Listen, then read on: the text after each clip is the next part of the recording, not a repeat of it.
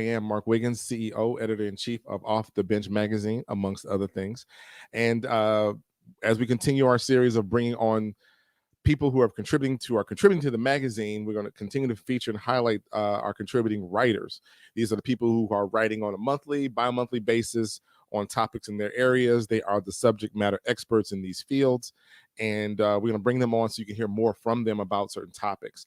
And again, the June issue is out. Make sure you have subscribed to the magazine. If you have not subscribed to the magazine, you can definitely go to offthebenchmagazine.com. There it is, coming across the bottom of the screen. Offthebenchmagazine.com. Subscribe today so you don't miss another issue. A lot of stuff going on in the June. We're talking about King Get Your Crown. We are having crown discussions, king discussions, talking about doing king stuff. Definitely read up on the magazine. You'll hear more about that later this month as I bring on a panel of men to discuss men's issues, and not just relationship stuff, but we're talking about mental health. We're talking about finances. We're talking about relationship stuff with our children, business, entrepreneurism, investing, Bitcoin, as it pertains to the men's perspective. The whole concept around King Get Your Crown has to do with the thought I had a while ago. I mentioned this at the Off the Bench Live, but it was usually two people in the conversation. They always talking about, Queen, fix your crown. Get your crown, Queen. Get your crown. I'm like, there's two people that got crowns. Where the king at? Where the king at? So I was like, you know what? Let's have a discussion about men and their crown. And I'm not trying to fix a man's crown at this point.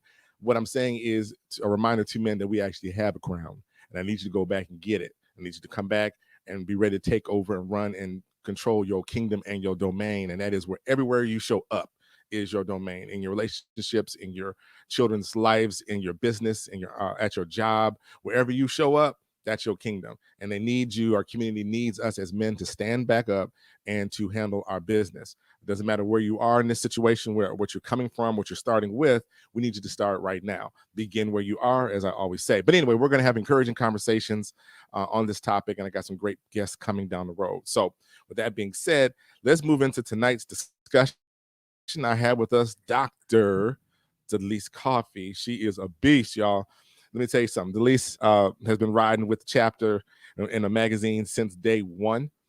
She is a client of mine. She came to me early on during COVID to help with her message. And y'all, she was one of the toughest clients I had.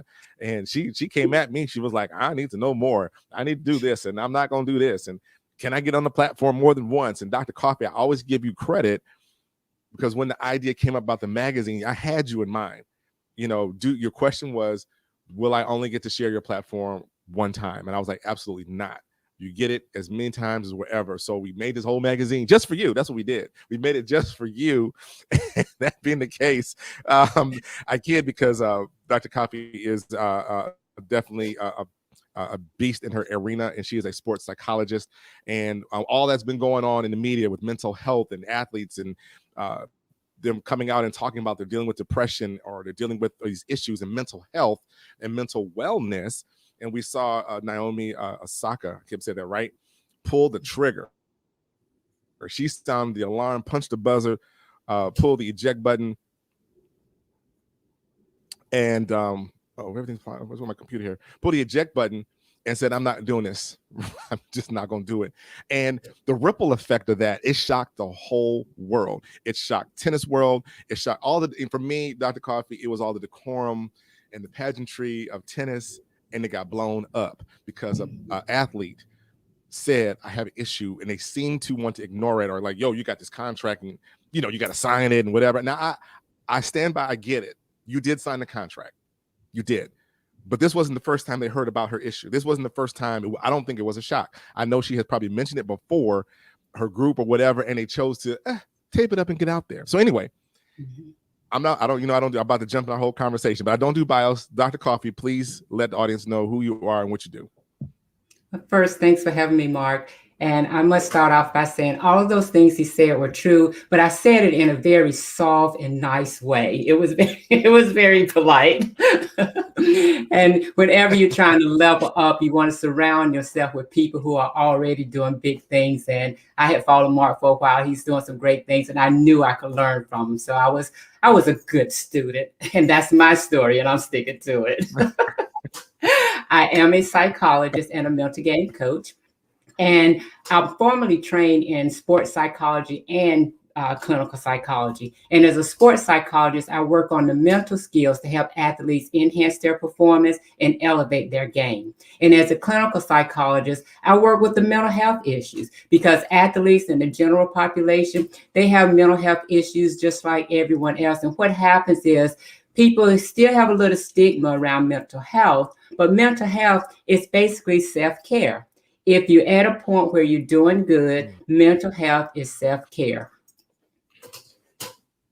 And that's the part where you come in, and your background is very very broad and very unique. When we first met, we talked about you. Y'all wouldn't believe she about 4'2", but was a power lifter, fitness model, and all that kind of good stuff. And the mindset that it took and that it takes to do that. Dr. Coffey, talk to him just right quick about that whole journey you took to become the sports psychologist you are right now. What was your background?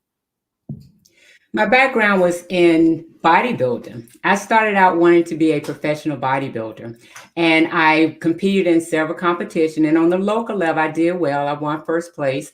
And then I went up to the state level, and I got fourth place there. But I had a hard time getting that overall, and then getting first place in the competitions that really mattered, leading to my pro card. So after going back and forth, and what we concluded was it was my diet. My diet was getting in the way of me succeeding. When I was training, we had to go through a 12-week diet, which was extremely bland, extremely strict. Now it's different. Now bodybuilding, just like basketball, football, tennis, it's a lifestyle if you want to be an elite athlete. But when I was training, it was a little different. So to go on that diet for 12 weeks, it was difficult for me, and I broke it. And every time I would break the diet, it would lessen my chance of winning an overall. So after not winning an overall a few times, I got a little discouraged. My self-esteem and confidence was just kind of shaky a little bit. And I started wondering if I could really make it as a bodybuilder, as a professional bodybuilder. So like most people, I, took a visit to the valley and I sat there for a little while, just doing nothing pretty much. And after doing nothing for so long, that wasn't helping. So I just decided to, hey, you love the gym, just get back in the gym, just keep your mind sharp, keep your body in the best shape that you can possibly be in. So while in the gym, a powerlifting girl came up to me and she said, you ought to power lift. I was not thinking about powerlifting. I was not thinking about bodybuilding. I was just trying to keep my mind sharp. I was just trying to keep from having any significant issues, because when you're not competing on the level that you want to compete on, if you don't keep active, you will slip into depression. And since I knew that, I was being proactive to keep myself mentally strong and keep myself mentally healthy. So I was in the gym working out, and she didn't know my story. She didn't know too much about me. So I wasn't about to tell her I was having a bad day or a bad week. So I said, okay, I'll power lift. And I had no idea what I was getting into, because here again, my trainer was in bodybuilding, and I knew the lifts were pretty much the same. And I knew it couldn't be too different, just lift a lot of weight. That's what I thought, right? So I was training with her, and we trained for a while. And what I realized was it was more the form and the technique that helps you lift the weight. So although when I started, I was just lifting weight, once I got the technique and the form down, that's when I was able to lift a lot of weight. So that's when I realized, okay, if I focus on the form and the technique, I could probably do well in powerlifting.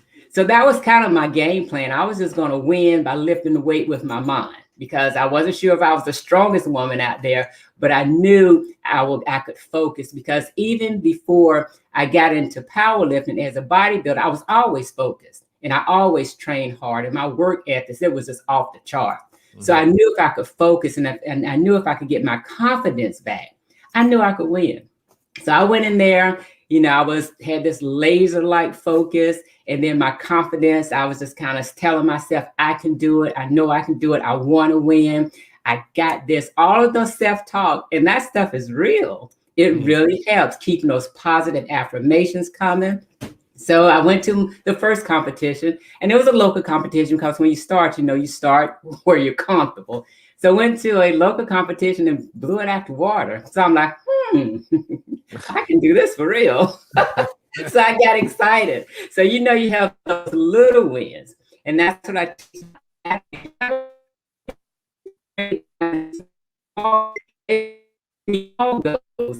It did all to this competition. I won it. Oh, that did a lot for my confidence. I was like, oh yes, I got this. So long story short, after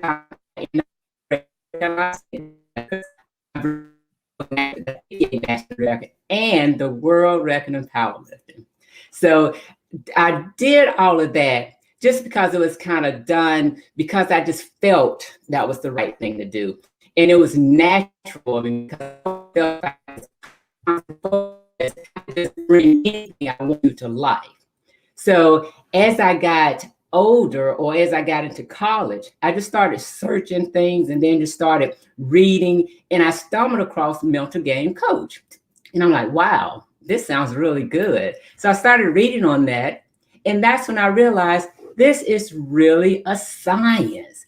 You can actually teach people to focus. You can actually give people strategies and tools to build their confidence, to maintain composure, to be fearless.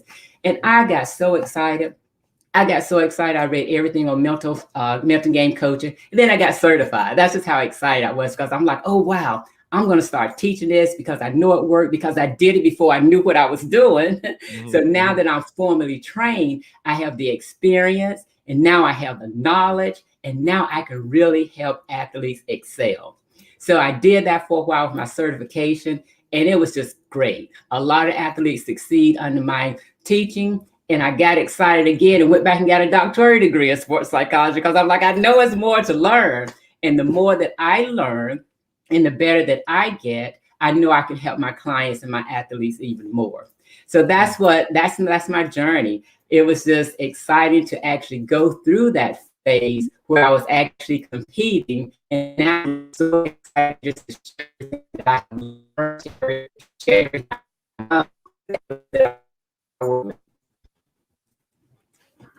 All right. Okay, you're dragging a little bit there. Okay, good. All right, that's again. I hope everybody got the gist of your amazing journey. And again, I've talked to a lot of athletes and never heard anyone talk about becoming a power lifter and a fitness bodybuilder and running that rank, and then holding titles and then coming through. So the passion that you show exudes in your energy about sports and mindset and focus and your organization. Before we move into let's move over to let's talk about your thoughts on what happened in the world of women's tennis. What do you feel about it? What do you see going on? And I guess the third thing is what needs to be done about it? Good for you, because you must understand I'm a psychologist. You must take care of yourself. And then after hearing all the conversation around, and after it became such a big deal, I'm like, what's a big deal? She's trying to take care of herself. So in the comments, people saying that some of the thoughts that was going on, it really didn't change. You're dragging a little bit. You're dragging. And you're about to say something real important there. So it was breaking up. I go. Okay. Yes. Can you hear me? Yes. Okay. Go ahead. Yes.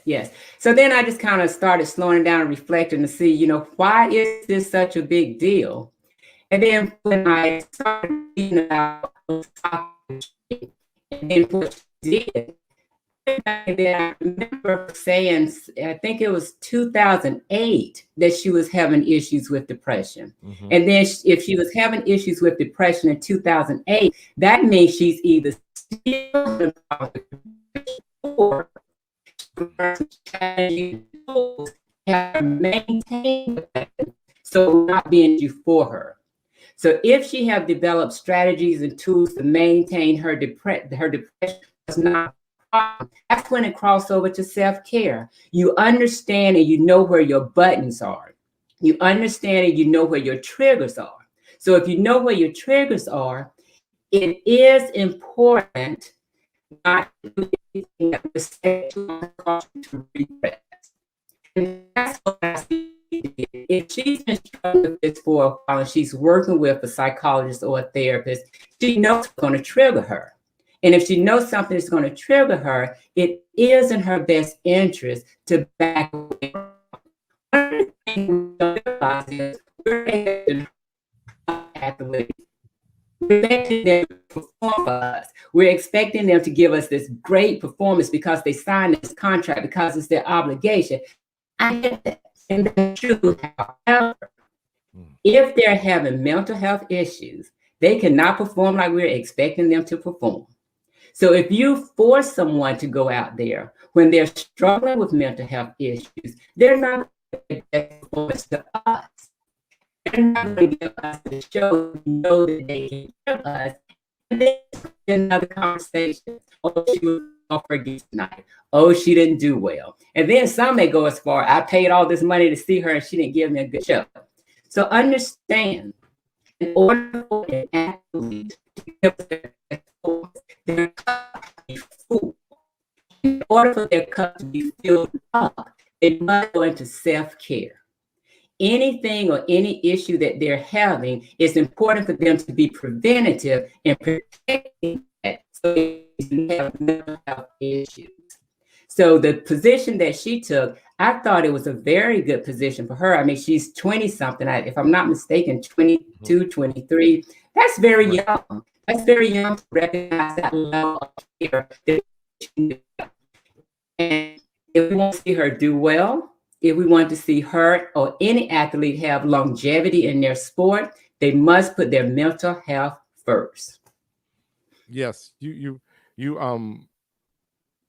a lot of great points about what needs to happen for protecting the mental health, and again, I think your whole culture of psychologists and therapists were standing up on chairs saying, "Woo, thank goodness, good for you."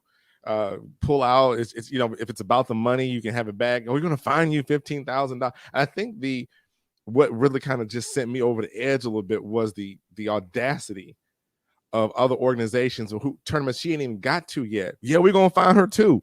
We're gonna find, like, they are already plotting against her. It's like it's a setup. So withdraw. she don't. Let's be clear. Financially, I'm probably sure she's decently well off. So she got the shoot contract, whatever. You all need her. She doesn't necessarily need you to make this money. And I think the other thing that was really disappointing to me was that the leaders and organizers of the women's tennis are legends, and all the things that they had to go through and fight, and this is how you treat another sister.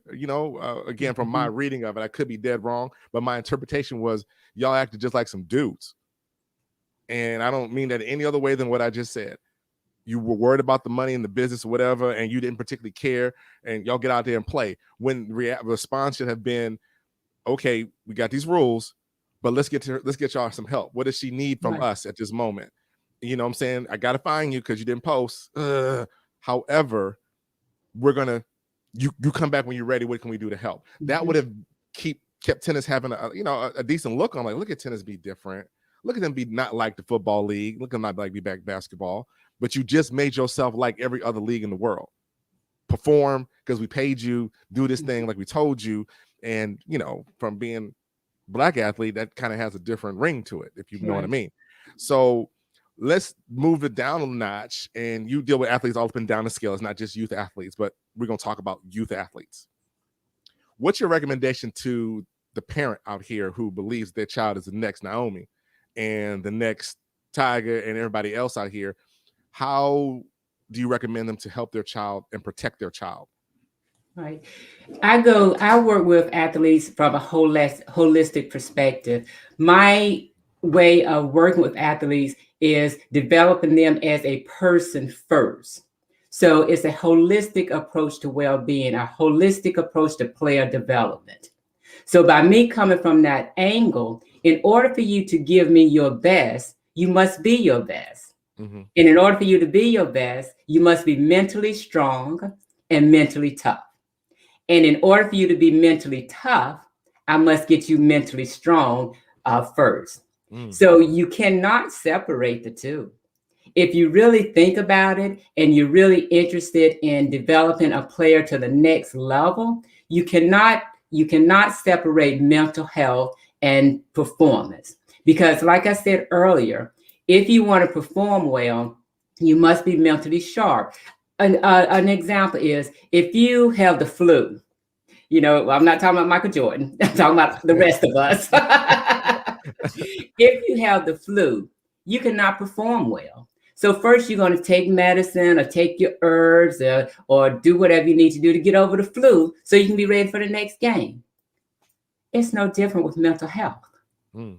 If you have an anxiety attacks or just severe anxiety, if you're depressed, if you're stressed out, you cannot perform well. You cannot perform well. So you must take care of those things first. You must take care of whatever's causing you to be depressed, whatever's causing you to be stressed, whatever's causing you to get anxiety, so you can give us your best performance. So I would tell parents, don't push them in one direction. Push them in all directions, 360. You want to make sure that they're healthy, happy, and whole, and then they can perform well. Because if you push the performance, get out there, practice, shoot, do drills, that's going to cause burnout. Burnout is going to cause them to be frustrated. They get frustrated, they're going to get depressed.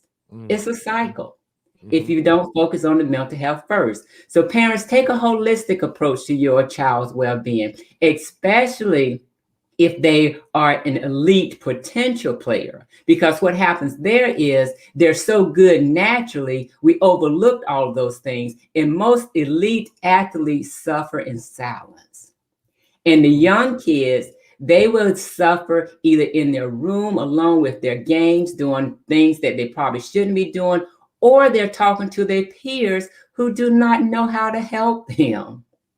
So be aware that if you have a young child that's an elite athlete, just be more mindful, be more in tune of what they may be going through, because they would not just come out and say, Mom, I'm depressed.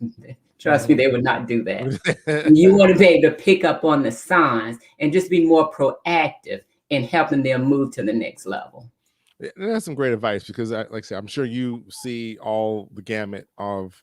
You got the parent thinking that the next one, and the kids are like, "I'm done with this, and I'm only doing it because I got to," and it does lead to those burnout levels. And I think the long term adverse effect that we don't think about it is when they grow up, right? Right. So now coping skills are off, sense of competition may be off, or there's no competition at all. There's no boundaries and no balance. There's no healthy way to approach it. Yes, compete and be fierce. Yes, go for it. All that, but there is that balance piece, I've seen it, and it's just sad that the parents are pushing that way. What How do you recommend to parents, or what would your thoughts be to help parents not to do those things, but to trend toward raising a healthy competitive athlete? Be mindful of your child. You know your child better than anyone, and you can recognize when their behavior and when their mood is changing. So you want to be in tune with the small changes. For example, if they got excited about going to practice and then they're carrying a basketball everywhere they go, then all of a sudden they haven't touched the basketball in 2 or 3 days, and every time it's time to go to practice, they're dragging. Mm. So changes like that, that's telling you something. So what I would like for parents to do is to be mindful of the changes, because as I said earlier, they're not going to just come out and tell you. And then in some cases, they don't know what's going on. They just know something feels off, and they don't know what this off feeling is. But if the parent can catch it early, that will help them in a good way. And then it's even their eating patterns. If you notice that now they're eating more, or they're eating less, or just not eating at all, that's an indication that something has changed. Mm. If you notice that they're not dressing like they used to dress, they used to make sure that they were just looking neat and just had on nice clothes and really looking good when they go to school. Now they're just throwing on a t-shirt and tennis shoes and jeans every day. When that wasn't an everyday thing, it was just kind of a once in a while. But when they had the t-shirt and tennis shoes on, they were looking good. But now it's just not so good. Those are indications. Those are things that's telling you something is changing. Now, some parents, they're in tune enough to know that this change might be this, that, or the other thing. And then some parents may not know what that change is. And if you don't know what that change is, that's when you reach out for help. That's when you reach out to a psychologist or a therapist because they know what that might be. And another thing, the children are more likely to talk to a third person neutral than they are their parents because they know what their parents are thinking. So they think, children think they can read minds. So they're thinking that you want them to be perfect. They're thinking you want them to play. You want them to do this. You want them to do that. So if they tell you that they don't want to do it, they're going to feel like they're letting you down. Another layer of mental health issue. Mm. So if you can pick up on the signs and then try to correct them in a loving way to see what they want to do, that will help them not to go in these depressive moods or these depressive modes. And then, like I said, if you can't figure it out or get them back on track, reach out for help. When you reach out for help, that's a sign of strength. It's not a sign of weakness. It doesn't mean that your household is broken. It means that you were smart enough to get your child help before it became an issue. That's some good stuff right there, and I think a lot of the stigma behind it has to come from the parent. I mean, you watching over these children; they don't know no better. They're looking to us, the parent, Right. to make the choice. Dr. Coffee, is there a distinction between sports psychologist versus just a psychologist? If I were taking my kid and he was an athlete, would I need to go just to any psychologist, or would a sports psychologist be better? There is a difference between a sports psychologist and a clinical psychologist. And that's why I get so excited because I have married the two. I do sports and clinical. In clinical psychology, you're working more with clinical issues like the depression, the stress, the anxiety, the bipolar, the schizophrenia, all of those type of disorders.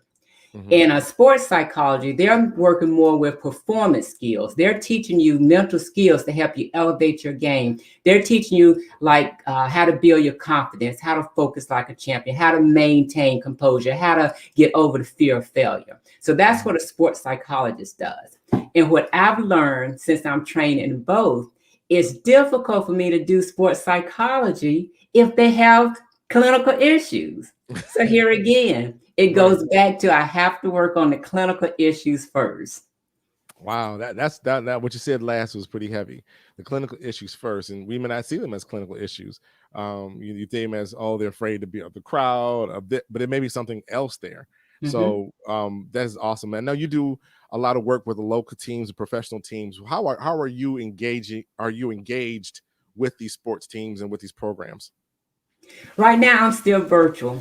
I have a couple of things coming up in the next few months where I will actually go to a game. I have a girl that's coming actually from Waxhaw, where my brother is. My brother is an AAU coach, and he's bringing a girl up to Durham, where I live, to join a showcase team for one of the coaches or one of the schools that I work with. So Okay. I'll probably venture out and see what I can do for her. But right now, everything I'm doing is virtual. And it's getting better. Of course, about March, April 2020, it was really tough trying to maintain the athletes because they were thinking, okay, I'm not practicing. There's no need of talking to Dr. Coffee. I'm not doing anything. Oh my goodness, that about tore me apart because it's like, this is the best time to do mental rehearsal. This is the best time to practice in your mind because mental rehearsal is just as effective as physical play.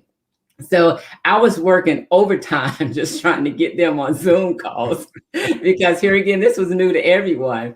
So Right. now is getting better. They're kind of embracing the Zoom conversations and they're showing up more. So I'm still doing that. And pretty much, like I said, in a couple of months, I'll probably be doing more of both.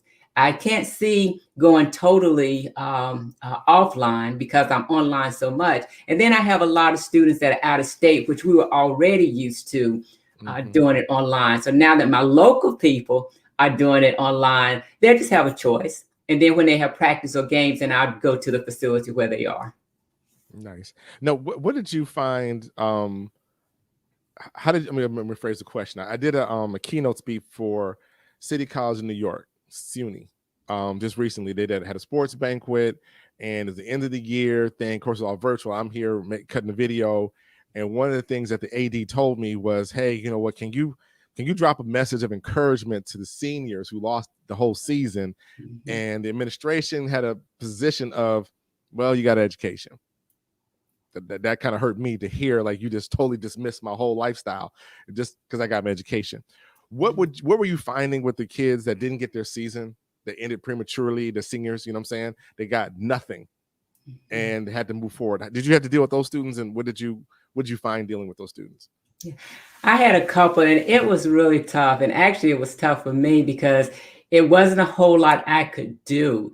Mm, And, they were disappointed, they were sad. And then some of them had the opportunity to walk on the team. So that was really good. So if that opportunity was there, I tried to switch the focus. Hey, you can still be a good player on this team. You have to work a little harder, practice a little longer, just do things on an elevated level so you can be seen by the coach on the team that you're on now, and you can probably still get some good play. So I had to kind of switch it up a little bit and tell them that they still have the opportunity to play. They're just going to enter into the playing arena a different kind of way.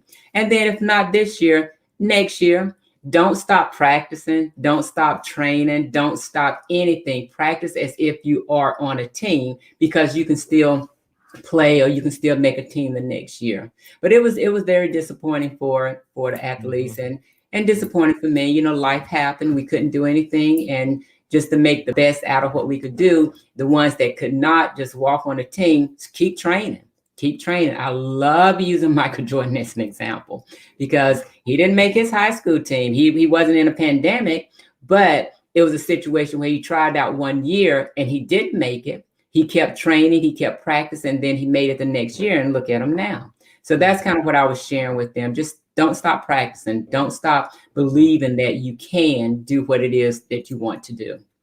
Yeah, that's kind of the tack I took, especially with the returnings and those leaving. And my message to them were, you basically have an unfair advantage as an athlete. You have an unfair advantage.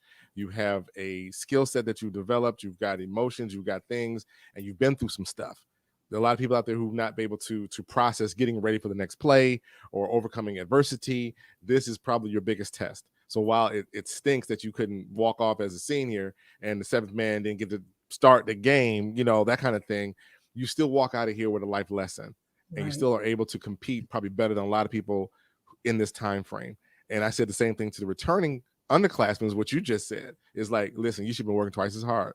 You should have been Hmm. doubling down. There was nothing holding you back. There was nothing to do. You know, I got my phone and I'm practicing at the same time. Right. Whatever. You should have been going hard. Not, oh no, what you just don't, because you don't know. And the last thing I said to them, this should just reinforce to you why you should go hard every single day, Every because you day. don't know when the last day Every will day. be. And unfortunately for those seniors, the last time that they played was the last time that they played. Hmm. So it was just tough. Dr. Coffee, we have to wrap this down, but share with the audience, you have some programming and how people can contact you if they want to have the athlete come work with you on some mindset and other issues. Talk about your program and then how to get in touch with you. Yes, I have an online course called Elevate Your Game Now, and that's exactly how it's structured. So you can elevate your game now.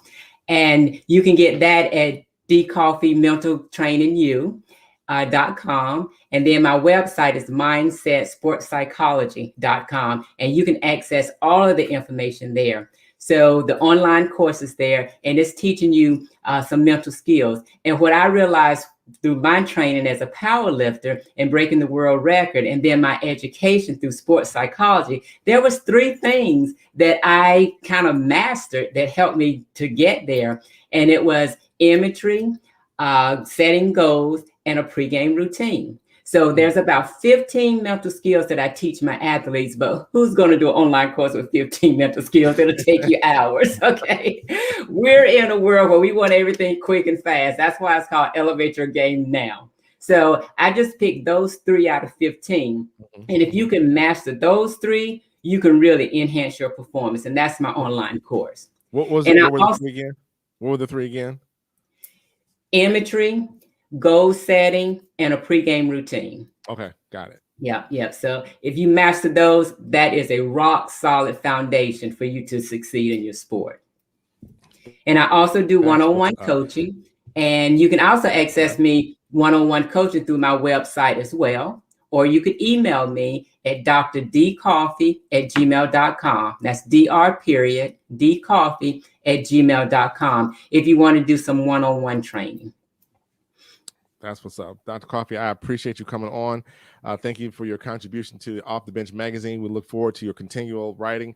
For those of you out there who have athletes, again, running the gamut from little league all the way up to college pro, read Dr. Coffee's article. She's got some great information on there. You can get our magazine at offthebenchmagazine.com. Subscribe now. She definitely has something to say in the June issue. She's also in our motivational issue, the I Am, I Can, I Will issue, which is a free one. So if you have not received your copy of the free one, hit me up in the DMs in the message box or tweet me, post me, and I'll get you your copy so you can, your digital copy, so you can read from other contributors and especially Dr. Coffee. Dr. Coffee, thank you for coming on. I'm going to drop you back out and we'll talk to you later. All right. Thanks so much for having me, Mark. All right, there you have it, Dr. Coffee. She is a powerhouse, y'all. I just love having it on. So we'll continue to have more of these off the bench spotlights where we bring on our contributing authors. And for those people out there who are looking for a platform to get your message out, if you feel like you want to expand your message and your market, and traditional ways are okay. There's nothing wrong with posting, running ads, and all that kind of stuff. But there's something about having it in a magazine. There's something about seeing it in writing. It's something about being a SME, a subject matter expert. That's where you want to get into the magazine. If you are looking to get your message out, your product, your service, come to I was like, come to Death Row. Come to Death Row for those who know. But come to Off the Bench magazine. We have a lot of stuff going on, and the magazine is definitely growing. We have space for you and your message. And if you need some help getting your message together, let me know, right? Because I'm going to teach you how to tell your story so you can sell your story. And your story is your service, your product, or your platform. And this is a great way to do it. Off the Bench is definitely moving up. Make sure you follow us on we're my IG at OTB Magazine. You can definitely follow us here on Facebook or on YouTube at OTB Magazine. And definitely hit us up inside the magazine. Make sure you register for that. We have a lot of stuff coming up. Again, we will have our King's Conversations before the end of this month. And also, we need to have our mid-year word of the year discussion. I forgot to ask Dr. Coffee what her word of the year is. Let me see. You still out there, Dr. Coffee, and bring you back in. I'm still here. Did you have a word of the year, Dr. Coffee? My word for this year was serenity. And I you just got to want explain it. to surrender everything that was not serving me well. I want to surrender everything that's not moving me forward into the best version of myself. So my word was surrender. All right. Okay. There. See, that smoothness right there. Go ahead, doctor. So, anyways, that was her word of the year. My word is until. So we'll definitely have that conversation at a different time. So anyway, that's all I have for right now. Again, thank you for coming on, and thank you for supporting the magazine and all that we do. And as always, if you can reach your dreams with a step ladder, then they're probably too low. I'm out.